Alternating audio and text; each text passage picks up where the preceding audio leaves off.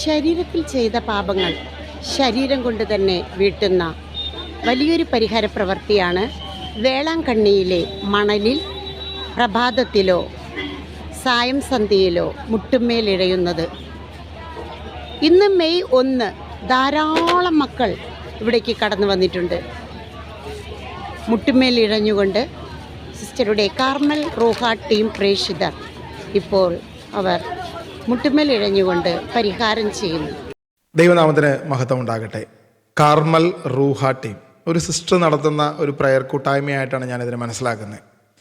സിസ്റ്ററിനൊക്കെ ആത്മാർത്ഥമായി ദൈവസന്നിധിയിൽ ഒത്തിരി ആത്മാക്കളെ നേടണം എന്നുള്ളതിൻ്റെ വലിയ സ്നേഹത്തോടെ, വലിയ ആത്മാർത്ഥതയോടെ അവരുടെ സേവനങ്ങളിലായിരിക്കുന്ന ഒരു സിസ്റ്ററിനെയാണ് നമുക്ക് ഈ വീഡിയോയിലൂടെ കാണാൻ പറ്റുക.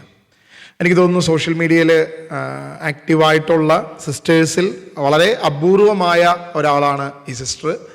ഒത്തിരി വീഡിയോസ് ഞാൻ വേറെയും കണ്ടിട്ടുണ്ട്. സിസ്റ്റർ മാതാവിനോടുള്ള പ്രാർത്ഥന, അതിനെ പ്രൊമോട്ട് ചെയ്യുന്നത്, ഇങ്ങനെ വിഗ്രഹം എഴുന്നള്ളിച്ചു കൊണ്ടുപോകുന്ന വീഡിയോസ്, അങ്ങനെ പല രീതിയിലുള്ള വീഡിയോ ഒക്കെ ഞാൻ കണ്ടിട്ടുണ്ട്. പക്ഷെ ആ വീഡിയോയിലൊന്നും ഒന്ന് പ്രതികരിക്കണമെന്ന് തോന്നുന്നതിനേക്കാൾ കൂടുതൽ ഈ ഒരു കാര്യത്തിൽ 1-2 കാര്യങ്ങളൊന്ന് സംസാരിക്കണമെന്ന് തോന്നിയത് കൊണ്ടാണ് ഞാൻ ഇന്ന് ഈ വീഡിയോയുമായിട്ട് നിങ്ങളുടെ മുൻപിൽ വന്നത്. സിസ്റ്റർ അവിടെ പറഞ്ഞിരിക്കുന്ന കാര്യം വേളാങ്കണ്ണിയിൽ മുട്ടിൽ എഴയുന്ന ഒരു നേർച്ചയുമായി ബന്ധപ്പെട്ടിട്ടാണ്. ഒട്ടനവധി ക്രൈസ്തവർ, പ്രത്യേകിച്ച് കത്തോലിക്കരായിട്ടുള്ള ഒരുപാട് പേര് മുട്ടിലെഴഞ്ഞ് നീന്തുന്ന അല്ലെങ്കിൽ ഈ നീന്തൽ നേർച്ച നടത്തുന്ന അനേക ചർച്ചകളുണ്ട്. നമ്മളിപ്പോൾ കേരളത്തിൽ തന്നെ അനേക ചർച്ചകളുണ്ട്. കാഞ്ഞൂർ ചർച്ചിൽ അങ്ങനെ ചെയ്യാറുണ്ട്. കൊരട്ടിപ്പള്ളിയിൽ, കൊരട്ടിമുത്തിയുടെ നടയിൽ ഇങ്ങനെ നീന്തുന്നത് ഞാൻ കണ്ടിട്ടുണ്ട്. എൻ്റെ അടുത്തുള്ള 1-2 ചർച്ചകളിൽ ഇതുപോലെ പല സ്ഥലങ്ങളിലും നമുക്കുണ്ടാകാം. ഒരു പരിധിവരെ പലതും ഞാൻ കണ്ടിട്ടുണ്ട്. ഓർമ്മകൾ കുറവുള്ളത് കൊണ്ടും ഇത് 1, 2, 3 പറഞ്ഞു എന്നുള്ളൂ. എൻ്റെ ചെറുപ്പം മുതൽ വേളാങ്കണ്ണി പള്ളിയിൽ ഞാൻ സ്ഥിരമായി പോകുന്ന ഒരാളാണ്. എനിക്ക് തോന്നുന്നു ഒരു 10 വർഷത്തിലധികമെങ്കിലും ഞാൻ സ്ഥിരമായി പോയിട്ടുണ്ട്. എല്ലാ വർഷവും പോകുന്ന ആളായിരുന്നു.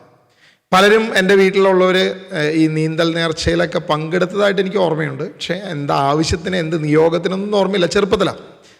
എന്തായാലും ഇനി ഇതൊക്കെ നടന്നോ ഇല്ലയോ എന്ന് എൻ്റെ ഫാമിലിയോട് ഞാൻ ചോദിക്കുമ്പം എനിക്ക് കഴിഞ്ഞ 10-13 വർഷമായിട്ട് അവർ തരുന്ന റെസ്പോൺസ് ഇതായിരുന്നു: ക്രിസ്തുവിൽ ആശ്രയിച്ചപ്പോഴാണ് എൻ്റെ ദൈവം എന്നെ ഉയർത്തിയത്, സത്യത്തെ മനസ്സിലാക്കിയത് എന്നുള്ളതാണ് അവർ പറഞ്ഞിരിക്കുന്ന ഏറ്റവും പ്രധാനപ്പെട്ട വിഷയം.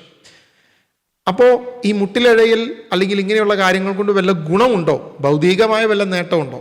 ഇനി അതിനേക്കാൾ ഭീകരമായ ഒരു പ്രശ്നം സിസ്റ്ററോടെ പറഞ്ഞു വെച്ചിരിക്കുന്ന ചില കാര്യങ്ങളാണ്.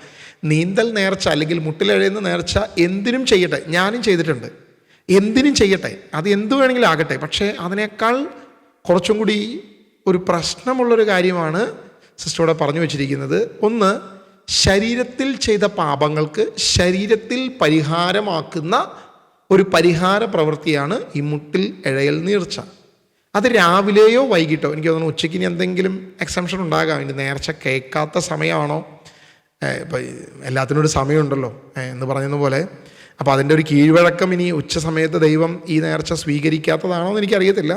ഇനി രാവിലെയും വൈകിട്ടും വെയിലാറിയ സമയത്ത് മണലിന് കുറച്ച് ചൂട് കുറവുള്ള സമയത്ത് കുറച്ചുകൂടി എളുപ്പമാക്കിയതാണോ എന്ന് എനിക്കറിയത്തില്ല. സത്യത്തിൽ എനിക്ക് പ്രായമായ സമയത്തൊക്കെ, ഞാൻ ഈ വേളാങ്കണ്ണി പോകുന്ന സമയത്ത്, ഈ കഴിഞ്ഞ കുറച്ച് വർഷങ്ങൾക്ക് മുമ്പ് വരെ ഞാൻ പോയിട്ടുള്ളതാണ്. അപ്പം അങ്ങനെ പോകുമ്പോൾ ഞാൻ കണ്ടിട്ടുണ്ട് കുറേ എണ്ണം കഷ്ടപ്പെട്ട് പകുതി, അതായത് നേർച്ചയ്ക്ക് നേരും ഇവിടുന്ന് ആവേശത്തോടു കൂടെ അവിടെ ചെല്ലുമ്പോൾ ഒന്നും നടക്കാതെ വരും.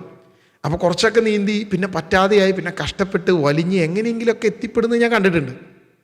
പക്ഷെ ഇവിടെയൊക്കെ ഇതാണ് ഇതിൻ്റെ ഉദ്ദേശമെന്ന് ഈ സിസ്റ്റർ പറഞ്ഞപ്പോഴേ എനിക്ക് മനസ്സിലായത്. അതായത് ശരീരത്തിൽ ചെയ്ത പാപങ്ങൾ ശരീരത്തിൽ തന്നെ പരിഹാരം. അപ്പം എൻ്റെ ക്വസ്റ്റ്യൻ ഇതാണ്. 1-2 ക്വസ്റ്റ്യൻസ് ഉണ്ട്. അപ്പം ആദ്യത്തെ ക്വസ്റ്റ്യൻ, അങ്ങനെയെങ്കിൽ ഈ ഹിറ്റ്ലർ ഒരുപാട് യഹൂദരെ പീഡിപ്പിച്ചല്ലോ, ഒത്തിരി യഹൂദരെ, പ്രത്യേകിച്ച് ആ കോൺസെൻട്രേഷൻ ക്യാമ്പിലൊക്കെ ഇട്ട് പീഡിപ്പിച്ചു. ശരീരത്തിൽ പീഡയേറ്റ് അവർ മരിക്കുന്നത്, ശ്വാസം കിട്ടാതെ. അത്രയധികം ദാരുണമായ മരണമൊക്കെ ആയിരുന്നു അവരുടേതെന്നുള്ളതാണ് ചരിത്രം പറയുന്നത്. അവരൊത്തിരി ശരീരത്തിൽ പീഡയേറ്റവരാണ്. അവരുടെ എല്ലാ പാപവും മാറിയിട്ടുണ്ടാകുമായിരിക്കും അല്ലേ? അപ്പോൾ അവരൊക്കെ സ്വർഗത്തിലായിരിക്കും. എൻ്റെ ഒരു ക്വസ്റ്റ്യനാണ്, എനിക്കറിയില്ല, ഒരാശയം തരുന്നു എന്ന് മാത്രമേ ഉള്ളൂ. പക്ഷെ അതിൽ കൂടുതൽ എന്നെ അലട്ടിയൊരു ക്വസ്റ്റ്യൻ എന്താണെന്ന് പറയാം. ഇപ്പോൾ ഈ പൊള്ളലേറ്റ് മരിക്കുന്ന ആളുകളൊക്കെ ഉണ്ടല്ലോ, ആത്മഹത്യ ചെയ്യുന്ന. അപ്പോൾ ശരീരത്തിൽ ഒത്തിരി പീഡയേറ്റ്, ചിലപ്പോൾ ഞാൻ ഈ മെഡിക്കൽ കോളേജിലൊക്കെ ചെന്നപ്പോൾ ഞാൻ കണ്ടിട്ടുണ്ട്, ഈ വാഴയിലൊക്കെ കിടത്തി 4-5 ദിവസം, ചിലപ്പോൾ 10 ദിവസമൊക്കെ ജീവൻ മരണ പോരാട്ടമായി അവസാനം മരിക്കും. അവർ ജീവിക്കാത്ത അവസ്ഥകളിലുള്ള ആളുകൾ ശരീരത്തിൽ പീഡയേറ്റവരാ. ഒത്തിരി കഷ്ടം സഹിച്ചവരാണ്. എനിക്ക് തോന്നുന്നു അതിലും വലിയൊരു പീഡ ഇല്ല. ശരീരത്തിൽ ഏൽക്കാവുന്നതിൽ ഏറ്റവും വലിയ പീഡയാണ്. അപ്പം എൻ്റെ കൺഫ്യൂഷൻ, ഈ ശരീരത്തിൽ പീഡയേക്കാൻ വേണ്ടി ആത്മഹത്യ ചെയ്യാമോ? അങ്ങനെ ആത്മഹത്യ ചെയ്യുന്നതായിരിക്കില്ലേ ശരീരത്തിലെ ഏറ്റവും വലിയ പീഡ. അപ്പോൾ അത് നമുക്കൊരു നേർച്ചയാക്കിയാലോ, ആത്മഹത്യാ നേർച്ച. കാരണം ശരീരത്തിൽ പീഡയേൽക്കുന്ന ആണല്ലോ ഏറ്റവും വലിയൊരു നേർച്ച. അപ്പോൾ അതോടുകൂടി എന്ത് ചെയ്യാണ്, ആ ആത്മാവ് നേരെ സ്വർഗത്തിൽ ചെല്ലുകയാണെങ്കിൽ ഇവിടെ കിടന്ന് കഷ്ടപ്പെടേണ്ട കാര്യമില്ലല്ലോ. അപ്പോൾ നമുക്കൊരു പുതിയ നേർച്ച ഉണ്ടാക്കാം, ആത്മഹത്യ നേർച്ച. ഇനി അതിന് വേണമെങ്കിൽ നമുക്ക് അടിയിലൊരു അടിക്കുറിപ്പ് എഴുതാം. അങ്ങനെ ആത്മഹത്യ ചെയ്യാൻ ആഗ്രഹിക്കുന്നവൻ സ്വന്തം സ്വത്തും എല്ലാ പണവും സഭയ്ക്കോ അല്ലെങ്കിൽ ചർച്ചിനോ എഴുതി വെച്ചിട്ട് ചെയ്യുകയാണെങ്കിൽ കൂടുതൽ അത് ധന്യമാകും എന്ന രീതിയിൽ വേണമെങ്കിൽ നമുക്കാക്കാം. സത്യം പറഞ്ഞാൽ ഭയങ്കര വിഷമം തോന്നുന്നു. കാരണം യേശുക്രിസ്തു നമുക്ക് എന്തിനാണ് കാൽവരിയിൽ ക്രൂശിതനായത്?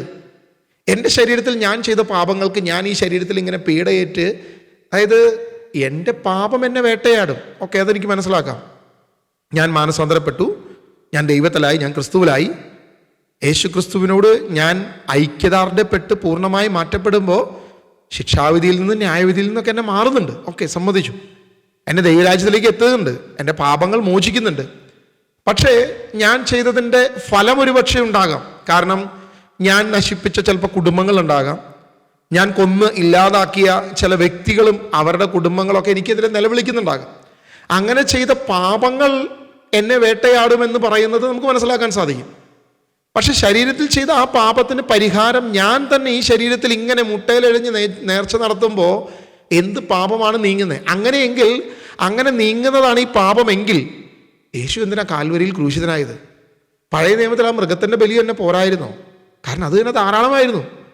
ശരീരത്തിൽ പീഡയേറ്റത് അല്ലെങ്കിൽ ശരീരത്തിൽ ചെയ്ത പാപങ്ങളുടെ, ഇപ്പോൾ വ്യഭിചാരമാണ് ചെയ്തതെങ്കിൽ അതിന് പരിഹാരമായിട്ട് പഴയ നിയമത്തിൽ കൃത്യമായ നിയമമുണ്ട്. അത് ഏതെങ്കിലും ഒരു കാളേനെയോ എന്തിനെങ്കിലും ശരീരത്തിൽ അതിനെ പീഡിപ്പിച്ച് കൊന്ന് ബലി അർപ്പിച്ച്, അപ്പോൾ ആ ബലി പോരായിരുന്നോ? യേശു ഇത്ര കഷ്ടപ്പെട്ട് കാൽവരിയിൽ വന്ന് ക്രൂശിതനായി മരിച്ച് ഇത്രയും ബുദ്ധിമുട്ടി, പിന്നെ ഉയർത്തെഴുന്നേറ്റ് പാതാളങ്ങളെ അവൻ കീഴടക്കി മരണത്തെ ജയിച്ച് ഉയർത്തെഴുന്നേറ്റ് അവൻ്റെ സ്നാനത്തോട് ഐക്യപ്പെട്ട് അവൻ്റെ മരണത്തോട് ഐക്യപ്പെട്ട് അവനോട് ഉയർപ്പിനോട് ഞാൻ ഐക്യപ്പെടുമെന്ന് പറയുന്ന മാമോദീസായോട് നമ്മൾ സ്വീകരിച്ച് സഭയുടെ അംഗമായി മാറി. ഇങ്ങനെയൊക്കെ നമ്മൾ ചെയ്യുമ്പോൾ അതുപോലെ വിശുദ്ധ കുർബാന അർപ്പിക്കുന്നു. ഇനി പാപപരിഹാരത്തിന് വേണ്ടി കുമ്പസാരമുള്ളൊരു സഭയാണ് നമ്മുടെ. അപ്പോൾ കുമ്പസാരിക്കുമ്പോൾ പരിഹാരം പറയുന്നുണ്ട് അച്ഛന്മാർ. അപ്പോൾ പരിഹാരത്തെക്കുറിച്ചൊന്നും കഥ പറയാതിരിക്കുന്നത് നല്ലത്. ഞാനിപ്പോൾ അത് ഒരു ചർച്ചാ വിഷയമാക്കുന്നില്ല, എന്തു വേട്ടെ. അപ്പം ഇനി അങ്ങനെയൊക്കെ ഉള്ള ആ സഭയിലെ ഒരു സിസ്റ്റർ തന്നെ വന്നിട്ട് പറയുകയാണ്, ശരീരത്തിൽ ചെയ്ത പീഡകൾക്ക് പരിഹാരമാർഗമായി മുട്ടയിലഴയിൽ. അപ്പോൾ യേശു ക്രിസ്തുവിൻ്റെ ക്രൂശ് എന്തിനാണ് എന്നുള്ളൊരു ചോദ്യം. കാരണം യോഹന്നാന്റെ സുവിശേഷം 19:30 വ്യക്തമായിട്ട് യേശു കാൽവരിയിൽ ക്രൂശിൽ കിടക്കുമ്പോൾ കർത്താവ് പറയുന്നത് എല്ലാം പൂർത്തിയായി മക്കളെ, എല്ലാം പൂർത്തിയായി, സകലതും പൂർത്തിയായി. ഇനി അവൻ്റെ ക്രൂശ്, അവനിൽ വിശ്വസിക്കുന്നവന് രക്ഷ പ്രാപിക്കും. യേശു ക്രിസ്തുവിനോട് ഐക്യപ്പെടുന്നവന് ശിക്ഷാവിധിയില്ല. റോമ 8:1. ക്രിസ്തുവിനോട് ആയിരിക്കുക, രക്ഷയ്ക്ക് വേണ്ടി യേശു ക്രിസ്തുവിൻ്റെ നാമം ഏറ്റുപറയുക, അവനിൽ വിശ്വസിക്കുക, ഇങ്ങനെയൊക്കെ വചനം പറയുക, അപ്പസ്തോലന്മാർ പ്രസംഗിക്കുക. എന്നിട്ട് നമ്മളിപ്പോൾ പറയുമോ മുട്ടയിലഴയണം എന്നാലാണ് നമ്മുടെ പാപം മോചിക്കപ്പെടുക എന്ന് പറയുമ്പോൾ അതിലൊരു ഐക്യതയില്ല, അല്ലെങ്കിൽ ബൈബിളിന് അത് എതിരായിട്ട് മാറുന്നു. ഹെബ്രായ ലേഖനം അതിൻ്റെ 10-ാം അധ്യായം 10-ാം വാക്യം നമ്മൾ വായിക്കുമ്പോൾ വളരെ വ്യക്തമായി ദൈവവചനം നമ്മളെ പഠിപ്പിക്കുന്ന കാര്യമുണ്ട്. അവിടുത്തെ ഹിതത്താൽ യേശു ക്രിസ്തുവിൻ്റെ ശരീരത്തിൻ്റെ അർപ്പണത്തിലൂടെ എന്നേക്കുമായി നാം വിശുദ്ധീകരിക്കപ്പെട്ടിരിക്കുന്നു. അതായത് ദൈവപിതാവിൻ്റെ ഹിതത്താൽ തൻ്റെ ശരീരം പൂർണ്ണമായി അർപ്പിച്ചതിലൂടെ അവൻ ശരീരത്തിൽ പീഡയേറ്റ് കഷ്ടം സഹിച്ച് വേദന സഹിച്ച് ക്രൂശും മരണം പ്രാപിച്ചതോടുകൂടെ അവനിൽ വിശ്വസിക്കുന്ന നാം വിശുദ്ധീകരിക്കപ്പെട്ടിരിക്കുന്നു, പൂർണ്ണമാക്കപ്പെട്ടിരിക്കുന്നു. ഹെബ്രായ ലേഖനം 10-ാം വാക്യം വീണ്ടും നമ്മളോട് ദൈവവചനം പറയുക, കാരണം വിശുദ്ധീകരിക്കപ്പെട്ടവരെ അവൻ ഏക സമർപ്പണം വഴി എന്നേക്കുമായി പരിപൂർണനാക്കിയിരിക്കുന്നു. അതായത് ക്രിസ്തുവിൻ്റെ നാമം ഏറ്റുപറഞ്ഞ് ക്രിസ്തുവിലൂടെ വിശുദ്ധീകരിക്കപ്പെട്ടവൻ, നമ്മൾ മാമോദീസായിലൂടെ വിശുദ്ധ തൈലം പൂശപ്പെട്ടവൻ, ക്രിസ്തുവിൻ്റെ അംഗമായി ദൈവത്തിൻ്റെ സഭയുടെ ഭാഗമായി മാറിയവനെ സംബന്ധിച്ചിടത്തോളം അവൻ വിശുദ്ധീകരിക്കപ്പെട്ടിരിക്കുന്നത് ദൈവവചനം പറയുകയാണ്. യേശു ക്രിസ്തുവിനോട് ഐക്യപ്പെട്ടവൻ, അവിടെ വചനം പറയുകയാണ്, കാരണം വിശുദ്ധീകരിക്കപ്പെടുന്നവരെ അവൻ ഏക സമർപ്പണം വഴി എന്നേക്കും പരിപൂർണനാക്കപ്പെട്ടിരിക്കുന്നു. ഏക സമർപ്പണം, കാൽവരിയിൽ ക്രൂശിതനായ അവൻ്റെ ബലി നമുക്ക് പൂർണ്ണമാണ്. അല്ലെങ്കിൽ പിന്നെ എന്തിനാണ് യേശു ക്രിസ്തു ഈ കാൽവരിയിൽ മരിക്കാൻ വേണ്ടി ഇത്രയും കഷ്ടപ്പെട്ട് സ്ത്രീയുടെ ഉദരത്തിൽ പിറന്ന് ഇവിടെ വന്ന് 33.5 വർഷക്കാലം ജീവിച്ച് അവൻ കാൽവരിയിൽ ക്രൂശിതനായത് എന്തിനു വേണ്ടിയിട്ടാണ്? നമ്മുടെ പാപങ്ങളുടെ പരിഹാരമല്ല എങ്കിൽ പിന്നെ എന്തിനു വേണ്ടിയിട്ട്? ഈ ബൈബിൾ മുഴുവൻ, വചനം മുഴുവൻ നമ്മളോട് പറയുന്ന കാര്യം, നമ്മളുടെ പാപ പരിഹാര ബലിയായി അവൻ അർപ്പിക്കപ്പെട്ടിരിക്കുന്നു. അവൻ കാൽവരിയിൽ ക്രൂശിതനായി. കുഞ്ഞുമക്കളെ, നിങ്ങൾ പാപം ചെയ്തു പോവുകയാണെങ്കിൽ ദൈവസന്നിധിയിൽ നമ്മൾക്കായൊരു മധ്യസ്ഥൻ കർത്താവായ യേശു ക്രിസ്തു ഉണ്ട് എന്ന് നിങ്ങൾ വിശ്വസിക്കുവിൻ. അവനിലാണല്ലോ നമ്മുടെ പ്രത്യാശ എന്നെല്ലാം നമ്മൾ പറയുകയും പ്രവർത്തിക്കുകയും ചെയ്യും. ക്രിസ്തുവിൻ്റെ മണവാട്ടിമാരെന്ന് പറയും. എന്നാൽ ഈ മണവാട്ടിമാർ തന്നെ ഇങ്ങനെയുള്ള അബദ്ധങ്ങൾ. എൻ്റെ ഒരു സംശയം, സത്യത്തിൽ ഇവർ 9 വർഷം എങ്ങാണ്ട് ഈ പറയുന്ന ഇതിനു വേണ്ടിയുള്ള പഠനങ്ങളായിട്ട് മുന്നോട്ട് പോകുന്നുണ്ട്. കുറച്ചൊക്കെ ബൈബിൾ കുറച്ചും കൂടി ആഴത്തിലൊന്ന് പഠിപ്പിക്കണമെന്നൊരു ചിന്ത ഇനിയെങ്കിലും നമ്മുടെ പിതാക്കന്മാർക്ക് ഉണ്ടാവണമെന്നാണ്. കാരണം വിശുദ്ധരുടെ പുസ്തകങ്ങളൊക്കെ വായിക്കാം, നല്ലതാണ്, നല്ല ഇൻസ്പിറേഷനൊക്കെ വേണം. പക്ഷെ ഇവർ ഇതിലേക്ക് വന്നല്ലോ, ഈ ഒരു കാര്യത്തിലേക്ക് എത്തിക്കഴിഞ്ഞു. ഇനിയെങ്കിലും അവരെ ക്രിസ്തുവിൻ്റെ നമ്മുടെ അൾത്താരകളിൽ പൂക്കൾ വയ്ക്കാനും അല്ലെങ്കിൽ സ്കൂളുകളിൽ പഠിപ്പിക്കാനും നമ്മുടെ മതസ്ഥാപനങ്ങൾ നടത്താനും വേണ്ടി മാത്രമാകരുത് നമ്മുടെ സിസ്റ്റേഴ്സ്. അൾത്താര അലങ്കരിക്കാനും ഇതിനും വേണ്ടി മാത്രമല്ല നമ്മുടെ സിസ്റ്റേഴ്സിനെ നമ്മൾ ദൈവം തിരഞ്ഞെടുത്തിരിക്കുന്നത് എന്നുള്ള ബോധ്യം വേണം. അല്ലെങ്കിൽ ആതൊരു സേവനത്തിന് മാത്രം നമ്മുടെ ഹോസ്പിറ്റലുകളിൽ അങ്ങനെയുള്ള കാര്യങ്ങൾ നടത്തുക മാത്രമല്ല അവരെ കൊണ്ടുള്ള ദൈവത്തിൻ്റെ പദ്ധതി. ക്രിസ്തുവിലേക്ക് ആത്മാക്കളെ നേടുക, ദൈവവചനത്തിലേക്ക് അവരെ നടത്തുക. അല്ലെങ്കിൽ അവർ ആ കാര്യത്തിലേക്ക് ഇറങ്ങരുത്. ഏതെങ്കിലും സ്കൂളിലോ കോളേജിലോ അല്ലെങ്കിൽ ഏതെങ്കിലും ഹോസ്പിറ്റലിലോ എന്തെങ്കിലും ഒരു ജോലിയൊക്കെ ആയിട്ട് മുഴുവൻ കഴിയണം. അവർ ആത്മീയ ശുശ്രൂഷയ്ക്ക് ഇറങ്ങരുത്. പക്ഷെ ആത്മീയ ശുശ്രൂഷയ്ക്ക് ഇറങ്ങുന്നുണ്ടെങ്കിൽ അത് ദൈവവചനത്തിൻ്റെ സത്യം വിളിച്ചു പറയാനായിരിക്കണം. ദൈവജനത്തെ വഴിതെറ്റിക്കാനാകരുത്. അതൊരു വിനീതമായൊരു അഭ്യർത്ഥനയാണ്. 1 പത്രോസ് അതിൻ്റെ 3-ാം അധ്യായം അതിൻ്റെ 18-ാം വാക്യം ദൈവവചനം നമ്മളോട് പറയുന്നത് എന്താണെന്ന് നമ്മൾ പരിശോധിക്കുമ്പോൾ വളരെ വ്യക്തമായിട്ട് കർത്താവിൻ്റെ വചനം പറയുന്നത്. എന്തുകൊണ്ടെന്നാൽ ക്രിസ്തു തന്നെ പാപങ്ങൾക്ക് വേണ്ടി ഒരിക്കൽ മരിച്ചു, അത് നീതിരഹിതർക്ക് വേണ്ടിയിട്ടുള്ള നീതിമാന്റെ മരണമായിരുന്നു. ശരീരത്തിൽ മരിച്ച് ആത്മാവിൽ ജീവൻ പ്രാപിച്ചുകൊണ്ട് നിങ്ങളെ ദൈവസന്നിധിയിലേക്ക് എത്തിക്കുന്നതിന് വേണ്ടിയായിരുന്നു. അപ്പോൾ നമ്മളെ ദൈവസന്നിധിയിലേക്ക് എത്തിക്കാൻ അത് മതി. എൻ്റെ കാൽവരിയിലെ ക്രൂശിതനായ ക്രിസ്തുവിൻ്റെ പീഡ ഏറ്റവും അങ്ങേയറ്റം അവസാനത്തുള്ള രക്തം വരെ അവൻ ചൊരിഞ്ഞു നമുക്ക് വേണ്ടി. അല്ലാതെ ഞാൻ ഇവിടെ ഇരുന്ന് മുട്ടയിലഴിഞ്ഞിട്ടല്ല എൻ്റെ പാപം ക്ഷമിക്കപ്പെടുന്നത്. എൻ്റെ ശരീരത്തിൽ ഞാൻ ചെയ്ത പാപത്തിൻ്റെ പരിഹാരം ഞാൻ ഇരുന്ന് മുട്ടയിലഴക്കമല്ല. അങ്ങനെയാണെങ്കിൽ ആത്മഹത്യയാണ് ഏറ്റവും നല്ല വശമെന്ന് നമ്മൾ പഠിപ്പിക്കേണ്ടി വരും സഭ. ദൈവത്തെ ഓർത്ത് ഈ വീഡിയോ കണ്ടിട്ട് ആരും പോയി ഇത് പകുതി കണ്ടു വെച്ചിട്ട് ആരും പോയി. കാരണം ഇന്ന് ചെയ്യുന്നവർ അങ്ങനെയൊക്കെയാണ്. അതായത് ഇത്രയും അധികം അബദ്ധങ്ങളാണോ നമ്മൾ ഈ പഠിപ്പിച്ചു വിടുന്നത്? എന്താണ് നമ്മൾ ഈ പറഞ്ഞു വെക്കുന്നത്? അത് സോഷ്യൽ മീഡിയയിലേക്കാണ് ഈ പറഞ്ഞു വിടുന്നത്. ദൈവവചനം വായിക്കുന്ന യുവാക്കളെ പോലും നശിപ്പിക്കുന്ന ഇത്തരം പ്രവണതകളെ ദൈവത്തെ ഓർത്ത് ആരെങ്കിലൊക്കെ ഒന്ന് നിയന്ത്രിക്കുക. കഴിയുമെങ്കിൽ എൻ്റെ ഒരു റിക്വസ്റ്റാണ്, ദയവ് ചെയ്ത്. സത്യത്തിലെ സിസ്റ്റേഴ്സിൻ്റെ ആത്മാർത്ഥത കൊണ്ടാണ് അനേക ആത്മാക്കളെ നേടണമെന്നും ക്രിസ്തുവിലാക്കണമെന്നൊക്കെ ഉള്ള ഇവരുടെ ആത്മാർത്ഥതയാണ്. പൗലോസ് അപ്പോസ്തലൻ പറഞ്ഞ് ഇവരുടെ ആത്മാർത്ഥത തന്നെയാണ്. പക്ഷേ ശരിയായ അറിവിൻ്റെ ബോധ്യത്തിലല്ല എന്നേ ഉള്ളൂ. പൗലോസ് അപ്പോസ്തലൻ തന്നെക്കുറിച്ച് തന്നെ അഭിമാനിക്കുന്നതിന് എൻ്റെ സഹോദരന്മാരെക്കാൾ കൂടുതൽ ദൈവകാര്യങ്ങളിൽ ഞാൻ ശ്രദ്ധാലുവായിരുന്നു. ശരിയാ, മറ്റേ സിസ്റ്റേഴ്സിനേക്കാളും കൂടുതൽ ഈ സിസ്റ്റർ ശ്രദ്ധാലുവാണ്. പക്ഷെ ശരിയായ അറിവിൻ്റെ ബലത്തിലല്ല എന്നുള്ളത് നമ്മളെ ദുഃഖമുണ്ടാക്കുന്ന ഒരു വലിയ പ്രശ്നമാണ് എന്നുള്ളതാണ് നമ്മൾ തിരിച്ചറിയേണ്ടത്. വീണ്ടും 1 പത്രോസ് അതിൻ്റെ 4-ാം അധ്യായം അതിൻ്റെ 1-ാം വാക്യം ശരീരത്തിൽ പീഡയേറ്റ ക്രിസ്തുവിൻ്റെ മനോഭാവം നിങ്ങൾക്ക് ആയുധമായിരിക്കട്ടെ. എന്തെന്നാൽ ശരീരത്തിൽ സഹിച്ചിട്ടുള്ളവൻ വൻ പാപത്തോട് വിട പറഞ്ഞിരിക്കുന്നു. എനിക്ക് തോന്നുന്നുണ്ട് ഒരു പരിധിവരെ സിസ്റ്റർ ഈ വചനം വായിച്ചിട്ടായിരിക്കും ഇങ്ങനെ ഒരു ചിന്തയിലേക്ക് എത്തിയത്. കാരണം ശരീരത്തിൽ സഹിച്ചിട്ടുള്ളവർ വൻ പാപത്തോട് വിട പറഞ്ഞിരിക്കുന്നു. ശരി തന്നെയാണ്, ആ വചനം സത്യം തന്നെയാണ്. കാരണം അവിടെ യേശു ക്രിസ്തുവിനെ കുറിച്ചാണ് ആദ്യം പറയുന്നത്. ശരീരത്തിൽ പീഡയേറ്റ ക്രിസ്തുവിൻ്റെ മനോഭാവം നിങ്ങൾക്ക് ആയുധമായിരിക്കട്ടെ എന്ന് പറഞ്ഞുകൊണ്ട് അവിടെ പറയുന്നത് ശരീരത്തിൽ പീഡയേറ്റവൻ. നമ്മൾ പോയിട്ട് ആത്മഹത്യ ചെയ്തതല്ല, നമ്മൾ പോയി ശരീരത്തെ പീഡിപ്പിച്ചതല്ല. എൻ്റെ കൈ ഒരു കൈ വെട്ടിക്കളഞ്ഞിട്ട് ഞാൻ ഈ കൈ കൊണ്ട് പാപം ചെയ്തത്, അതുകൊണ്ട് ഈ കൈ ഇത്തിരി സഹിക്കട്ടെ എന്ന് പറഞ്ഞ് അങ്ങനെ ആ കൈയെ അല്ലെങ്കിൽ നമ്മുടെ ശരീരത്തെ മനഃപൂർവ്വമായി അങ്ങനെ പീഡ സഹിപ്പിച്ചുകൊണ്ട് പീഡ ഏൽപ്പിച്ചുകൊണ്ട് എൻ്റെ പാപം പരിഹാരമാകത്തില്ല. ദൈവം താൻ ചിലപ്പോൾ ശുദ്ധീകരണത്തിന് വേണ്ടി ചില സഹനങ്ങളോ കഷ്ടതകളോ, അതൊരിക്കലും രോഗം തന്ന് നീ ഇവിടെ സഹനത്തിൽ കിടക്കട്ടെ എന്ന് വിചാരിക്കുന്ന ഒരാളല്ല ദൈവം. ഇപ്പൊ പൗലോസ് അപ്പസ്തോലന്റെ കാര്യം തന്നെ നമ്മൾ എടുത്തു നോക്കുക. അപ്പസ്തോലൻ സൗളായിരുന്നപ്പോൾ സ്തെഫാനോസിനെ പീഡിപ്പിച്ചവൻ, സഭയെ പീഡിപ്പിച്ചവൻ, ക്രിസ്തുവിന്റെ സഭയെ പീഡിപ്പിച്ചവനാ. ആ ക്രിസ്തുവിന്റെ സഭയെ പീഡിപ്പിച്ചവൻ വിളിക്കുമ്പോൾ അനനിയാസിനോട് പറയുന്നുണ്ട്, എൻ്റെ വചനത്തിന് വേണ്ടി അവൻ എന്തൊക്കെ സഹിക്കേണ്ടി വരുമെന്ന് ഞാൻ അവനെ കാണിച്ചു കൊടുക്കാം. പിന്നീട് പൗലോസ് അപ്പസ്തോലൻ ഒരുപാട് സഹനങ്ങളും കഷ്ടതകളും ദുരിതങ്ങളും വന്നപ്പോൾ അപ്പസ്തോലൻ ശക്തമായി നിന്ന് ദൈവത്തെ സ്തുതിച്ചു. എന്നിട്ട് പറഞ്ഞു, എൻ്റെ കഷ്ടതകൾ എൻ്റെ ദൈവത്തിനോട് കൂടുതൽ അടുപ്പിച്ചു. എൻ്റെ ക്രിസ്തുവിൻ്റെ സ്നേഹത്തിൽ നിന്ന് ആരെന്നെ അകറ്റും? എൻ്റെ കഷ്ടതയോ ദുരിതമോ വാളോ എന്ത് തന്നെ വന്നാലും ഞാൻ എൻ്റെ ക്രിസ്തുവിൻ്റെ സ്നേഹത്തിൽ നിലനിൽക്കും. കാരണം ശരീരത്തിൽ പീഡയേറ്റവൻ അനേക പാപങ്ങളോട് വിട പറഞ്ഞിരിക്കുന്നു. ഞാൻ എൻ്റെ ശരീരത്തിൽ ചെയ്ത അതിക്രമങ്ങൾ പാപങ്ങൾ വിട പറയും, ശരിയാ. പക്ഷെ അത് സുവിശേഷത്തെ പ്രതി ക്രിസ്തു തന്നെ നൽകുന്ന അല്ലെങ്കിൽ ദൈവം അനുവദിക്കുന്ന പീഡകളായിരിക്കണം, സുവിശേഷത്തെ പ്രതിയായിരിക്കണം. അല്ലാതെ ശരീരത്തിൽ ഏതെങ്കിലും ഒരു പീഡ ഞാൻ തന്നെ സഹിച്ച്, ഞാൻ തന്നെ മുട്ടയിലഴിഞ്ഞ്, ഞാൻ കുറച്ചു നേരം കുരിശേ കിടന്ന് എൻ്റെ പാപങ്ങൾ ക്ഷമിക്കാൻ പറ്റും, അല്ലെങ്കിൽ എൻ്റെ പാപങ്ങൾക്ക് പരിഹാരമാകുമെന്ന് ചിന്തിച്ചാൽ ക്രിസ്തുവിൻ്റെ ക്രൂശ് നിനക്ക് ഒന്നിനും ഉപകരിച്ചില്ല എന്ന് നീ പറയണം. കാൽവരിയിലെ ക്രിസ്തുവിൻ്റെ ക്രൂശ് എനിക്ക് ഒന്നിനും ഉപകരിക്കുന്നില്ല എന്ന് നമ്മൾ ഇപ്പുറത്ത് പറയണം. യേശുവിനെ അവഹേളിക്കുകയല്ലേ നമ്മൾ ചെയ്യുന്നത്? എന്താ നമ്മളിതുകൊണ്ട് ഉദ്ദേശിക്കുന്നത്? കാരണം ദൈവവചനത്തിന് വിരുദ്ധമായ പ്രബോധനങ്ങൾ രക്ഷദാനമാണെന്ന് അപ്പസ്തോലൻ പഠിപ്പിക്കുന്നത്. പൗലോസ് അപ്പസ്തോലനല്ല, ദൈവവചനം മുഴുവൻ നമ്മളോട് പറയുന്നത് സൗജന്യമായി നമുക്ക് ലഭിച്ചു, വിശ്വാസത്താൽ സൗജന്യമായി ദാനമായി ലഭിച്ചു. എഫേസ്യ ലേഖനം വ്യക്തമായിട്ട് നമ്മളോട് പറയുന്ന കാര്യം ദാനമാണ്, നിന്റെ പ്രവൃത്തിയുടെ ഫലമല്ല. ഞാൻ എന്തെങ്കിലും പ്രവർത്തിച്ച് എൻ്റെ പാപത്തിൻ്റെ പരിഹാരം ഞാൻ ചെയ്ത് ഞാൻ എന്തെങ്കിലും അല്ല. ദൈവവചനം കൃത്യമായിട്ട് പറയുന്നത് നിന്റെ പാപ പ്രവൃത്തി കൊണ്ടല്ല, നിന്റെ പരിഹാര പ്രവൃത്തി കൊണ്ടല്ല നിന്റെ പാപങ്ങൾ മോചിക്കപ്പെടുന്നത് കാൽവരിയിൽ ക്രിസ്തുവേശുവിലുള്ള വിശ്വാസം. നമ്മുടെ വിശ്വാസം തന്നെ തെറ്റിപ്പോയിന്നേ. എത്രത്തോളം അബദ്ധത്തിലേക്ക് നമ്മുടെ വിശ്വാസം പോയിപ്പോയെന്ന് നമ്മളൊന്ന് ചിന്തിച്ചു നോക്കുക. നമ്മൾ കുറേ വിശുദ്ധരുടെ പിന്നാലെ മാതാവിലൂടെ എന്തെങ്കിലും കാര്യസാധനത്തിന് ഇങ്ങനെയുള്ള വിശ്വാസത്തിലേക്ക് നമ്മൾ ചെന്ന് എവിടം വരെ എത്തി? നമ്മുടെ വിശ്വാസം എത്രത്തോളം അധപതിച്ചു? ഇനിയും അധപതിക്കാൻ എന്താ ഉള്ളത് എനിക്കറിയത്തില്ല. എഫേസ്യ ലേഖനം 2-ാം അധ്യായം അതിൻ്റെ 8-ാം വാക്യം, വിശ്വാസം വഴി കൃപയാലാണല്ലോ നിങ്ങൾ രക്ഷിക്കപ്പെട്ടത്, അത് നിങ്ങൾ നേടിയെടുത്തതല്ല, ദൈവത്തിൻ്റെ ദാനമാണ്, അത് പ്രവർത്തികളുടെ ഫലമല്ല, തന്മൂലം ആരും അതിൽ അഹങ്കരിക്കേണ്ടതില്ല. ഞാൻ ചെയ്ത ഏതെങ്കിലും പ്രവൃത്തിയുടെ ഫലം കൊണ്ടല്ല എൻ്റെ പാപപരിഹാരമാകുന്നത് എന്ന് വ്യക്തമായിട്ട് ദൈവവചനം നമ്മളെ പഠിപ്പിക്കുക. എന്നാൽ ഞാൻ ചെയ്ത ഏതെങ്കിലും പാപ പരിഹാര പ്രവൃത്തി കൊണ്ടല്ല എൻ്റെ പാപങ്ങൾ മോചിക്കപ്പെടുന്നത്, എൻ്റെ പരിഹാര പ്രവൃത്തിയുടെ ഫലമല്ല. അങ്ങനെ എനിക്ക് അഹങ്കരിക്കാനോ എനിക്ക് അഭിമാനിക്കാനോ കഴിയത്തില്ല.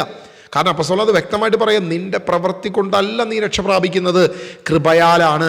മാത്രമല്ല അത് ദാനമാണ്, വിശ്വാസത്താൽ കൃപയാൽ നിനക്ക് ലഭിച്ച ദാനം മാത്രമാണത്. ദാനം, നമ്മളിപ്പോൾ ദാനം എന്ന് പറയുന്നത് എങ്ങനെയാണ്? സൗജന്യമായി ലഭിക്കുന്നതല്ലേ ദാനം. നമ്മൾ ജോലി ചെയ്തിട്ട് എന്തെങ്കിലും പരിഹാരം ചെയ്തിട്ട് ലഭിക്കുന്നതാണെങ്കിൽ അതിനെ പറയുന്നത് കൂലി എന്നല്ലേ പറയുന്നത്? കൂലി അല്ലേ, അങ്ങനെയല്ലേ പറയുന്നത്? ഞാനിപ്പോൾ ഗവൺമെൻറ് ജോലിയാണ് എനിക്കുള്ളത്, എനിക്ക് മാസം 20,000 രൂപ ശമ്പളം കിട്ടണം. ഞാൻ വൃത്തിയായി കൃത്യമായി എൻ്റെ ദിവസം ഞാൻ ചെന്ന് ജോലി ചെയ്ത് പഞ്ച് ചെയ്ത് എല്ലാം കൃത്യമായിട്ട് ചെയ്തിട്ട് എനിക്ക് ശമ്പളം ലഭിക്കുന്നില്ലെങ്കിൽ അയ്യോ ദാനം തായോ, അയ്യോ തായോ അല്ല, എൻ്റെ അവകാശമാണ്, അതെൻ്റെ ജോലിയുടെ കൂലിയാണ്.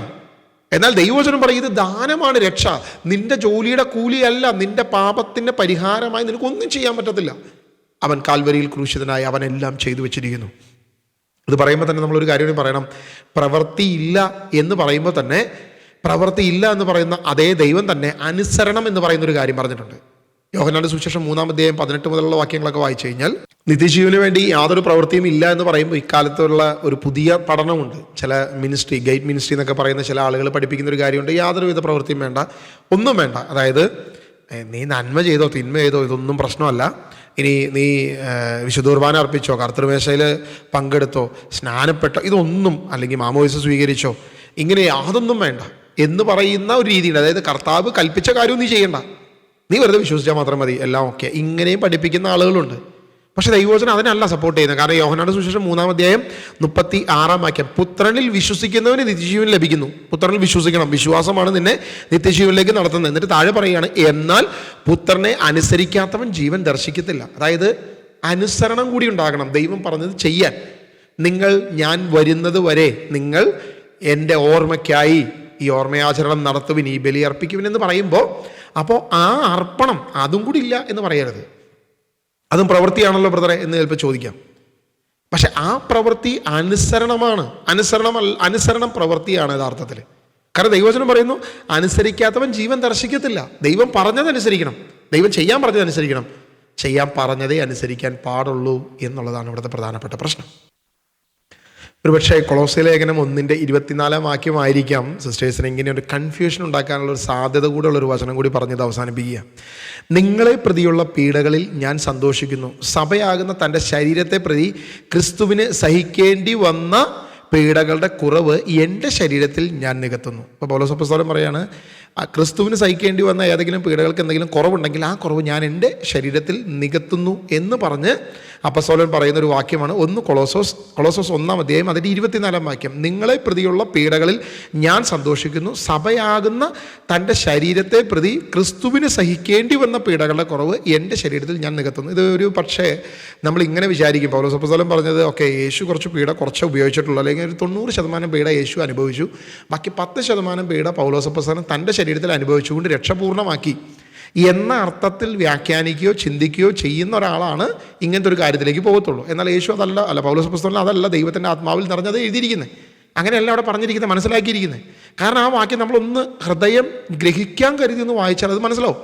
നിങ്ങളെ പ്രതിയുള്ള പീഡകളിൽ ഞാൻ സന്തോഷിക്കുന്നു. ഓക്കെ, സുവിശേഷത്തെ പ്രതി നിങ്ങളുടെ ഇടയിൽ ഞാൻ സുവിശേഷത്തിന് വേണ്ടി ഇറങ്ങിയപ്പോൾ നിങ്ങൾ പ്രതി എനിക്ക് ഞാൻ പീഡകൾ ഏൽക്കേണ്ടി വന്നു. അപ്പോൾ നിങ്ങളെ പ്രതി ഞാൻ ഏറ്റവും പീഡകളെക്കുറിച്ച് ഞാൻ സന്തോഷിക്കുന്നു. എന്നിട്ട് പറയാണ് സഭയാകുന്ന തൻ്റെ ശരീരത്തെ പ്രതി. അപ്പോൾ എൻ്റെ ശരീരം എന്താണ്? സഭയാണ്. പൗലോസപ്പോസ്തലന്റെ ശരീരം സഭയായിട്ടാണ് കൂട്ടുന്നത്.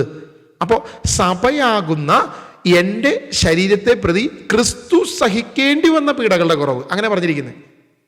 അപ്പോൾ നമ്മൾ ശ്രദ്ധിച്ചു വായിച്ചാൽ നമുക്ക് മനസ്സിലാവുന്ന കാര്യം ഇതാണ്.